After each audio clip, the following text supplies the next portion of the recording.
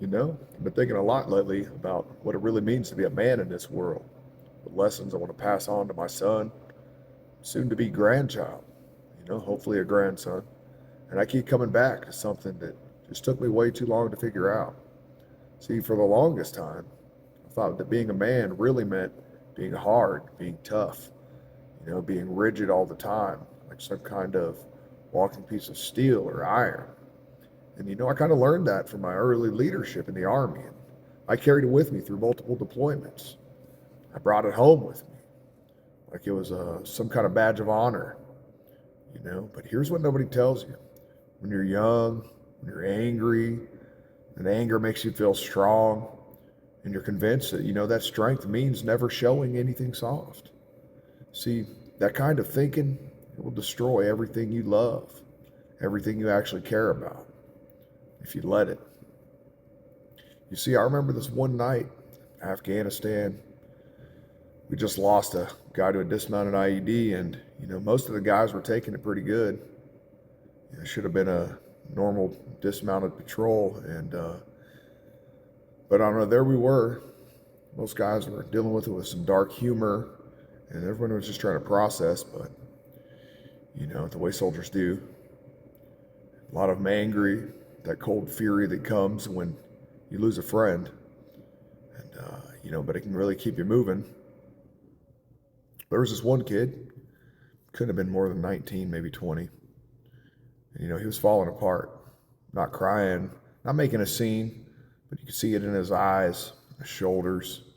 He was breaking, and he was just trying to hold it together because, in his mind, that's what he thought being a soldier meant. And I was his team leader at the time, and my first instinct was to tell him, hey, suck it up, stand up, be harder, shove whatever you're feeling deep down where it can't hurt. Use it to fuel that anger, that rage, and we could take it on the next patrol. It's probably what my squad leaders would have done for me at the time, and prior to that, it's definitely what they would have done coming up. And that's what I thought leadership looked like. That's what I thought it meant to be a man. That's what I thought being a man looked like. But something stopped me. I was already a father at the time. I had a 6-7-year-old son. There was a little voice in the back of my head, and it's probably from being a father and trying to be patient with my own children. Instead of telling this guy to harden up, sat down next to him and said something I probably never even said to another soldier since, but told him it was okay to feel what he was feeling. Losing people hurts, and that trying to pretend it doesn't hurt doesn't make you stronger. It just makes you less human, and it's okay to be human sometimes. I told him about, first times I lost a guy, and how I tried to act like it didn't matter, how it ate at me for months. Because I never gave myself permission to grieve properly. Just hung out for a while, maybe 20 minutes, didn't say much else, but we stood up, something changed. Not just for him, but for me too. I could tell I reached him. He went on later to exit the military, but he finished the deployment, was able to continue mission. And yeah, its transition to civilian life, last I heard, was pretty successful. And he learned to deal with his emotions in a healthy and positive manner just from talking to him for a minute, just from someone understanding, instead of everybody using dark humor and telling him to harden up. And it just taught me something that I kind of spent the next decade really trying to understand. And that's that real strength isn't about being hard all the time. And real strength is about knowing when to be hard and when to be soft, and having the wisdom to choose the right response for the situation that you're in.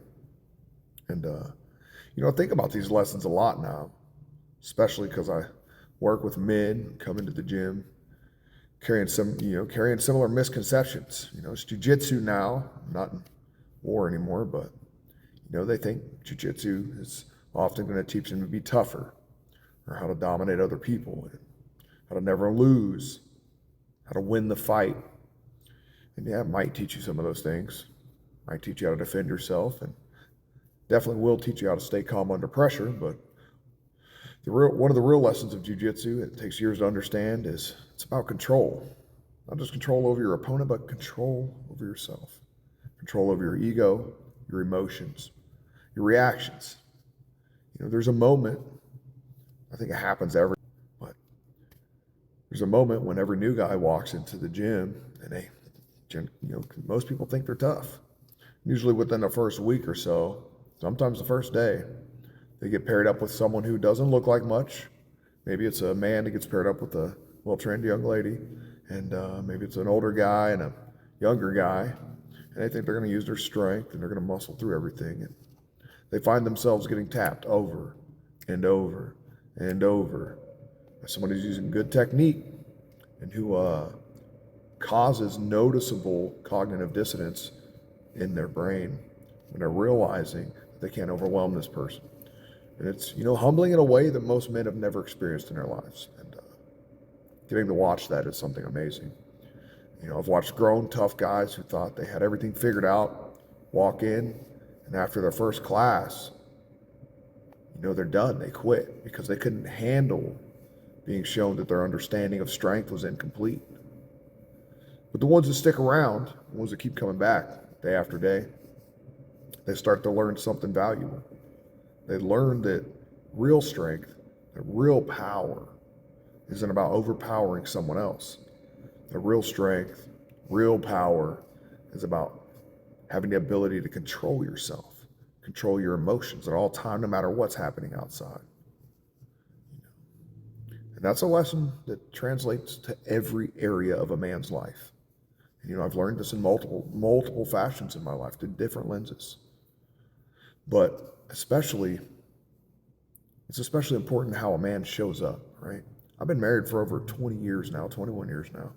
And I can tell you that some of the skills that made me a good soldier, they're not always the same skills that make me a good husband. In combat, you need quick reflexes. You need to make quick decisions. A quick decision is often better than no decision. You got to take charge, move fast. Sometimes you got to worry about the consequences later. But in marriage, you got to slow down. You got to listen.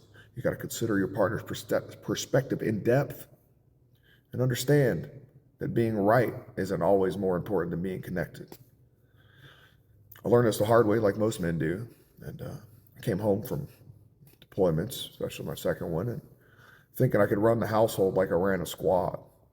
And let me tell you, that didn't work out very good.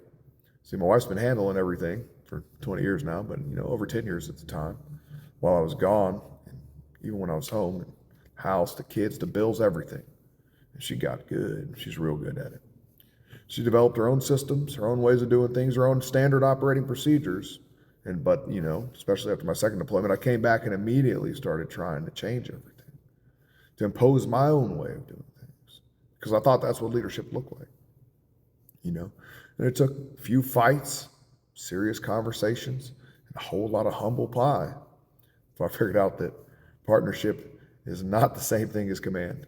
It's not the same thing as being a team leader or a squad leader. See, my wife didn't need me to come home and take over. She didn't need me to come home and be in charge.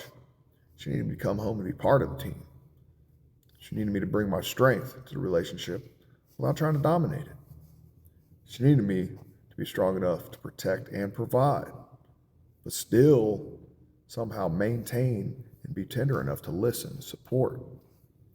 That balance, that's where real masculinity lives. It's not in being the toughest guy in the room or making all the decisions or never showing emotion. It's about being strong enough, about being gentle, about being confident enough and vulnerable, secure enough to be vulnerable, to put other people's needs ahead of your own when the situation calls for it. And in marriage, it calls for it most of the time. Same with fatherhood. So I think about this every time I watch fathers and kids at the gym.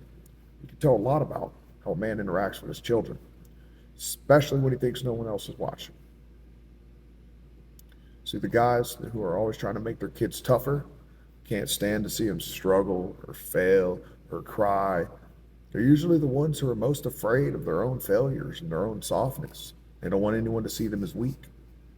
See, they think they're preparing their kids for the real world, but what they're really doing is teaching them that emotions and anger and vulnerability is weakness.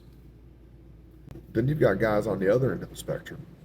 The ones who are so afraid of being hard on their kids that they'll never challenge them at all. They want their kids to be best friends, and instead of playing the father or even mother, they think they think that love means never making anyone uncomfortable. They all mean well. I'm not saying that anyone is a bad parent or they're doing the wrong thing.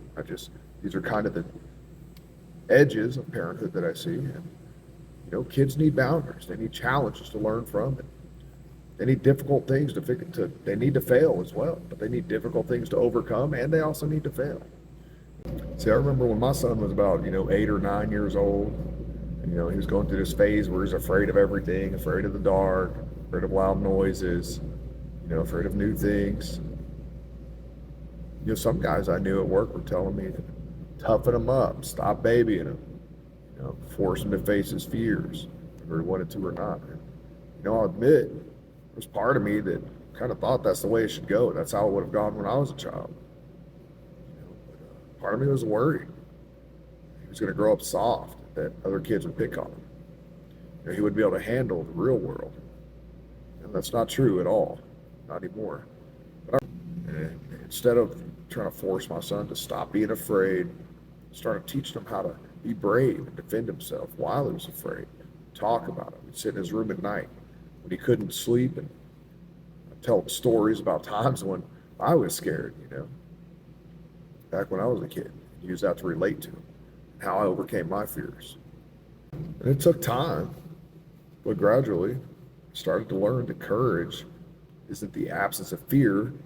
Courage is feeling afraid and choosing to move forward anyway. And you know what? He did get tougher. Not in the way I originally thought my child needed to be. Not in a way that most fathers think their children need to be. He got tougher emotionally. He learned to trust himself. He learned to trust his gut. He learned to trust me. And he learned to trust that together we can handle anything that came his way in the night, in the day. And to me, that's what good fathers do. We create safe environments where kids can practice being brave. They can practice failing. They can get back up and do it again. And for some people, Jiu-Jitsu is the only place where they've learned any of that. That's why I've dedicated my life to that. So I love, to me, it's very important that a man knows how to be strong without being cruel. And here we get the model for everyone that real men don't hide from their emotions. They don't hide from their strengths or weaknesses. And that you get to use all of the above as tools. This is especially important for our sons because they're watching us. And they watch us to understand what manhood is and what manhood looks like. And if they see us being hard all the time, never showing vulnerability, never admitting when we're wrong, never expressing love or affection, except in the most distant ways, then that's what they'll think being a man means. But if they see us being strong and tender, confident and humble, protective and nurturing, then they'll understand that masculinity is complex, it's multifaceted, that there's a push-pull. But here's the thing that took me years to understand. Tenderness is actually the harder skill to master. Any idiot can be tough. Any fool can use force to get what he wants. It takes real strength, real self-control, real wisdom to be gentle when every instinct is telling you to be hard. It takes more courage to apologize when you're wrong than it does to double down on being right.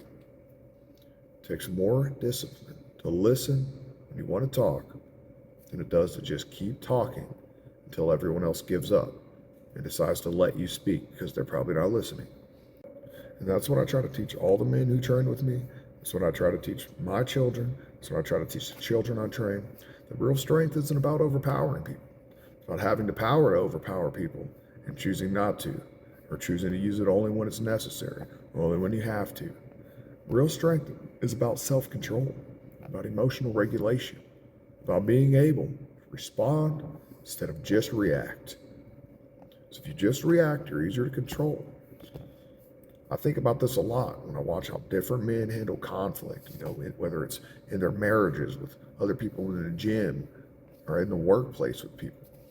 You've got guys that think that being the man of the house means their word is law and that their wife should just go along with everything. It's whatever they decide because they're bigger or louder, or they bring home more money, or whatever thinking goes through their head. These guys usually end up in marriages that are either constantly full of conflict, or they end up completely divorced, which is why we have these high divorce rates, right? You know, I can only speak from what I see. I can't speak about everything, but these are some of the things I see. And, you know, they're either fighting constantly or they just give up, you know, totally and emotionally and completely on the relationships. And then you got guys who are so afraid of conflict, right? The other opposite end of that, they never express their own needs or opinions. And they think that being a good husband means always giving in, always saying yes, letting, you know, and always putting their preferences, not needs, preferences ahead of their own, you know. And these guys think that being loving and they think they're doing the right thing, but what they're actually doing is robbing their marriage of the creative tension that comes from two strong people working together to build something meaningful. You know, that can't, nothing grows without its growing pains. The marriages that I see that work the best and that last the longest, and the ones that grow stronger, they're built on mutual respect between two people who are both strong enough to stand up for themselves, yet tender enough to care for each other's needs and understand the difference between needs and preferences. In these marriages, conflicts get resolved, not through domination or submission, but through honest and conversation, a genuine exchange of information and ideas, sometimes compromising, you know, because it took me way too long to realize that I was approaching our disagreements like I was in the military, or it was like a military operation instead of a conversation. You know, I was trying to win instead of trying to understand. I was always, you know, not always, but I would often use my voice and my presence, not to try to intimidate, but often be louder just by nature. You know, even if you don't understand that that's how you're acting, it's hard to look at yourself and see that that's how you're acting. It took me way too long to learn that myself. You know, the break from the, you know, Jiu-Jitsu helped me with that. It really taught me that a lot, especially in the past decade or so. So when someone's resisting you in Jiu-Jitsu, you don't usually try to just power through that resistance, right? That's how you get hurt. So you break an arm. You look for a different angle, approach it from a different direction. You find a way to make it work. Sometimes, most of the time, you go with the energy instead of against it. So instead of trying to, you know, force my wife to see things the way I did all the time, I started trying to get her to, or, you know, started trying to understand things from her perspective more and more often, asking the questions. You know, I would ask more questions instead of making more statements, and, you know, be willing to compromise myself, and not often try to find solutions that address both our concerns instead of solutions just got me what I wanted. And you know what happened? We stopped having the same fights over and over again, because I'll tell you what, nothing worse than having the same arguments over and over again. You know, we started having more productive conversations about money that actually led to decisions we both felt good about. You know, and once again, that goes back to preferences versus needs, wants versus needs. But that's when I really understood that tenderness in marriage isn't weakness, and it's also not about being weak or giving in all the time. But the tenderness is about being strong enough to put your ego aside and work together, right, as a team. It's about being secure enough in yourself that you don't need to win every argument to feel like a man. It's about understanding that your wife is your partner, not your enemy, and that her success is your success. Just like leadership, even though you're not a leader, it's still the same principle there. This lesson served me well, not just in my marriage, but also in all my leadership roles, which is why they can easily get conflated. Whether I'm just coaching jiu-jitsu students or not, that same compassion applies, the same empathy applies, right? Whether I'm coaching students, mentoring young students, or mentoring fathers and their children together, which quite a lot of that's happening, right? I've learned that effective leadership and effective mentorship requires strength and tenderness. And therefore, to be a completed man, to be a full man, kind of live within the guidance and expectation of what it means to be a man in today's society. And I would argue that all societies before us, you have to have strength and tenderness. That's all I got today. Enough babbling about that. I've been talking forever.